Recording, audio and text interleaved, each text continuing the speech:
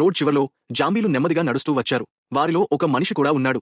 అతను మిగిలిన జాంబీలతో జోంబీలా కలిసిపోయారు. పెద్ద శబ్దంతో ఒక కార్ నేరుగా వారివైపు వచ్చింది. హారన్ వేసింది. ఆ కార్లో ఉన్నవారు ప్రతిరోజు జాంబీలను వేటాడుతూ ఎంజాయ్ చేసేవారు. వాళ్ళు తను మనుషులని గ్రహిస్తే అతి దారుణంగా హింసించి చంపేస్తారని అతనికి తెలుసు. అందుకే అతను మౌనంగా జాంబీల మధ్యే నడిచాడు. ఒక వేటగాడు కలవరపడి తన బుల్లెట్లు పడేశాడు. మరో వ్యక్తిని జాంబీలు లాక్కెళ్లగా అతని స్నేహితుడు అతన్ని వదిలేసి కార్తో పారిపోయాడు. తను మాత్రం పక్కన ఉన్న జాంబీలా నటిస్తూ ముందుకెళ్లాడు. కానీ అప్పటికే అతను డీహైడ్రేషన్తో మూర్చిపోయి పడిపోయాడు.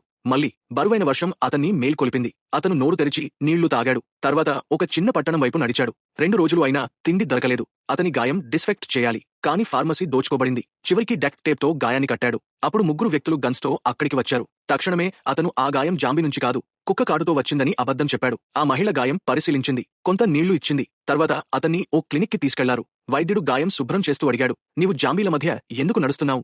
అతను సమాధానమిచ్చాడు, జాంబీలను రాక్షసుల్లా కాకుండా మామూలుగా చూసే ప్రదేశం కోసం వెతుకుతున్నాను. వైద్యుడు ఏమీ చెప్పలేదు.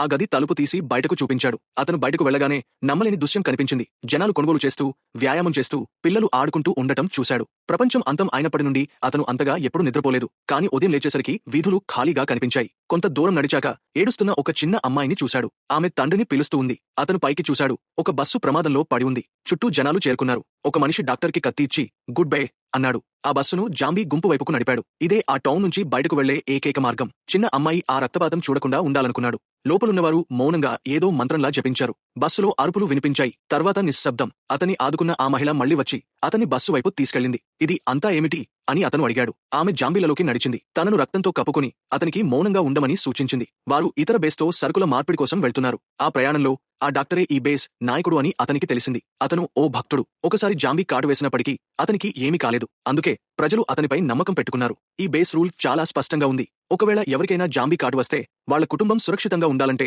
వారిని త్యాగం